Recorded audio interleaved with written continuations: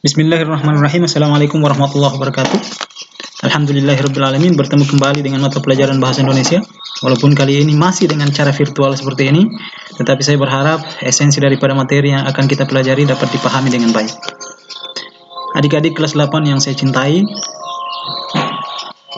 pada pertemuan sebelumnya kita telah membahas materi dengan kompetensi dasar 3.1 tentang mengidentifikasi unsur-unsur yang terdapat dalam teks berita. Pada pertemuan tersebut setidaknya adik-adik telah memahami 3 hal. Yang pertama, pengertian daripada teks berita, kemudian ciri-ciri yang terdapat dalam teks berita, dan terakhir, unsur-unsur yang terdapat dalam teks berita. Nah, pada pertemuan kali ini kita akan membahas materi dengan kompetensi dasar 4.1, yaitu menyimpulkan isi dari berita, membanggakan dan memotivasi yang dibaca dan didengar. Adapun yang akan menjadi indikator pencapaian kompetensi atau sebagai tujuan pembelajaran yang coba kita pahami pada pertemuan ini, yaitu memahami langkah-langkah meringkas, menyimpulkan dan menanggapi pokok-pokok berita. Setelah adik-adik memahami langkah-langkah meringkas, menyimpulkan dan menanggapi pokok-pokok berita, maka adik-adik akan meringkas berita yang dibaca atau didengar. Kemudian menyimpulkan isi teks berita yang dibaca atau didengar. Terakhir, adik-adik akan menanggapi isi pada teks berita yang dibaca atau didengar. Kita lihat pada poin yang pertama tentang ringkasan. Sebelum adik-adik memahami bagaimana langkah-langkah meringkas teks berita, maka saya ingin menyampaikan terlebih dahulu pengertian daripada ringkasan. Beberapa referensi bahan bacaan disebutkan bahwa ringkasan merupakan sebuah cara menyajikan karangan dalam bentuk singkat dengan mempertahankan urutan isi dan sudut pandang pengarang aslinya. Ada pula yang menyebutkan bahwa ringkasan merupakan penyajian karangan atau peristiwa yang panjang dalam bentuk yang singkat dan efektif. Adapun langkah-langkah dalam meringkas teks berita, yang pertama adalah mendengarkan atau membaca berita dengan saksama. Ini poin yang paling penting, sebab jika adik-adik ingin meringkas sebuah teks, maka harus didengarkan atau dibaca terlebih dahulu. Kemudian yang kedua, mencatat pokok-pokok atau unsur-unsur berita sesuai dengan 5W tambah 1H, atau yang adik-adik kenal dengan istilah adik Simba, apa, di mana, kapan, siapa, mengapa, dan bagaimana. Ketiga, menyampaikan kembali pokok-pokok atau unsur-unsur berita ke dalam karangan singkat. Berikut ini agar lebih mudah adik-adik memahami bagaimana cara meringkas dengan baik, maka saya perlihatkan contoh teks dan kemudian hasil daripada ringkasan teks berita yang ada. Berikut contohnya. Silakan adik-adik dibaca.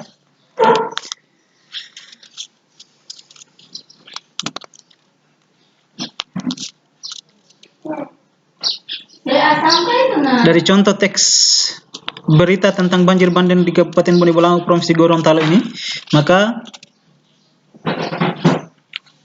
hasil ringkasan akan jadi seperti ini. Ini hanya sebagai contoh, karena sebentar adik-adik akan mengerjakan tugas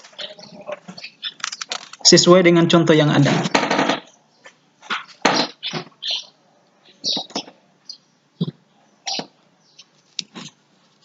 Kemudian poin yang kedua, menyimpulkan.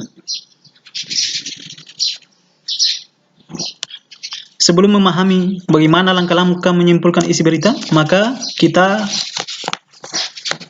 memahami dulu bagaimana pengertian daripada simpulan. Dalam Kamus Besar Bahasa Indonesia, simpulan diartikan sebagai pendapat akhir dari suatu uraian sebelumnya. Ada juga yang berpendapat bahwa simpulan merupakan pendapat akhir dari suatu uraian atau suatu objek. Adapun langkah-langkah menyimpulkan isi berita, yang pertama, mendengarkan atau membaca keseluruhan isi berita sama dengan poin yang pada saat meringkas tadi. Kemudian yang kedua, mencatat pokok-pokok berita. Ketiga, menyajikan pokok-pokok berita menjadi kalimat. Keempat, menyimpulkan isi berita berdasarkan pokok-pokok berita. Kemudian yang kelima, menyampaikan isi berita secara lisan atau tertulis. Agar lebih mudah adik-adik memahami bagaimana cara menyimpulkan teks berita, maka contoh berikut ini dapat memberikan pemahaman yang lebih jelas untuk adik-adik. Ini contoh kebakaran melanda ibu kota, teksnya.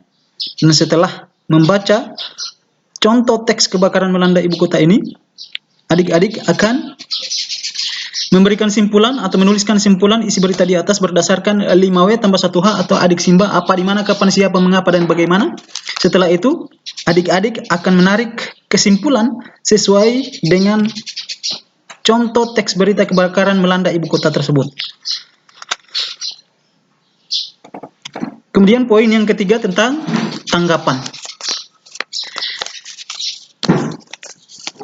Adapun tanggapan sendiri diartikan sebagai sambutan terhadap ucapan atau tulisan yang berupa kritik, komentar, dan lain-lain. Ada pula yang menjelaskan bahwa tanggapan merupakan pernyataan yang berbentuk lisan atau tulisan. Tanggapan pula ada yang menjelaskan bahwa dia sebagai pendapat ataupun reaksi seseorang setelah melihat, mendengar, membaca, atau merasakan sesuatu. Tanggapan dapat berupa persetujuan, sanggahan atau penolakan, kemudian dapat berupa saran. Tanggapan persetujuan dapat diartikan sebagai tanggapan yang diberikan terhadap artikel atau berita atau informasi sesuai dengan hati dan pikiran. Kemudian sanggahan atau penolakan dapat diartikan sebagai ketidaksetujuan terhadap solusi atau saran atau pendapat yang dikemukakan dalam berita atau informasi. Sedangkan saran dapat diartikan sebagai salah satu bentuk tanggapan untuk menyempurnakan atau memberi masukan terhadap informasi yang diterima. Agar lebih mudah adik-adik memahami bagaimana cara memberi tanggapan terhadap teks berita, maka berikut ini contoh yang dapat dijadikan sebagai rujukan pada saat adik-adik mengerjakan tugas. Ini contohnya. Silakan dibaca, dan tanggapan yang dapat diambil pada saat adik-adik selesai membaca daripada contoh teks berita dengan topik para pengemudi angkutan kota melakukan aksi mogok di atas, bisa memberi pernyataan tentang pemerintah seharusnya memberikan kebijakan yang adil bagi semua pihak. Jadi tanggapan yang dapat ditarik pada teks di atas yaitu pemerintah seharusnya memberikan kebijakan yang adil bagi semua pihak. Adik-adik, setelah memahami beberapa uraian yang saya sampaikan di atas, maka adik-adik akan membaca teks berita 1, 2, dan 3 di bawah ini. Setelah membaca teks berita 1, 2, dan 3, adik-adik akan mengerjakan tugas. Yang pertama, adik-adik akan membuat ringkasan pada teks berita 1. Kemudian yang kedua, adik-adik akan membuat kesimpulan pada teks berita 2. Dan terakhir, tugas adik-adik adalah memberikan tanggapan terhadap teks berita 3. Demikian tugas yang adik-adik akan kerjakan, dan waktu pengumpulan daripada tugas ini tanggal 16 maksimalnya tugas ini sudah harus dikumpulkan. Jawaban cukup difoto dan kemudian bisa dikirim melalui WhatsApp grup yang sudah ada, dan kemudian bisa juga melalui Google Classroom. Kemudian bisa juga melalui link YouTube dengan menyertakan komentar. Nanti saya akan kirimkan link URL YouTube-nya. Saya kira demikian pertemuan kita pada kesempatan ini. Terima kasih atas segala perhatian. Mohon maaf atas kekurangan.